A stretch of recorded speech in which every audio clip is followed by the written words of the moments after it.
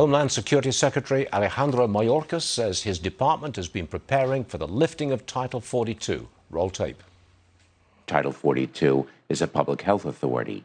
So what we started to do in September of last year was prepare for its end. We're not projecting 18,000, but what we do in the department is we plan for different scenarios, so we're ready for anything. Okay, ready for anything. Let's bring in former acting DHS Secretary Chad Wolf. Chad, it seems to me that they're going to let him in, give him a court date to reappear for an asylum hearing, and then they'll just disappear. Have I got that right?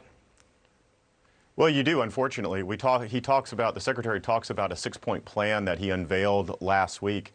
But all 6 of those pillars are authorities and actions that this administration should have been taking from day one. There's nothing new in there, right? It's the use of expedited removal. It's the processing more individuals. There's nothing in there that's going to deter the illegal behavior and the historic numbers that we see. The plan is simply a plan to process more and more individuals into this country faster, to be released into American communities faster. And so that is not solving the underlying problem at the border. That is simply trying to manage the process. So they've been at this now. He talks about planning for it for 6 months. What they should be planning for is how to stop and deter some of the illegal behavior that's occurring, that's causing a lot of concerns on the U.S. side and certainly on the Mexican side and certainly some of the deaths that you just talked about. What happened? What's the border look like? If you do get a surge and it's 18,000 people a day, what does it look like? A vast refugee camp? Well, absolutely. It's overwhelmed. It's overwhelmed today when you're apprehending somewhere between 6,000 and 8,000 individuals. And so they don't have enough facilities. You don't have enough processing units along that border, which is why they're simply releasing them on street corners and into the interior that you see today.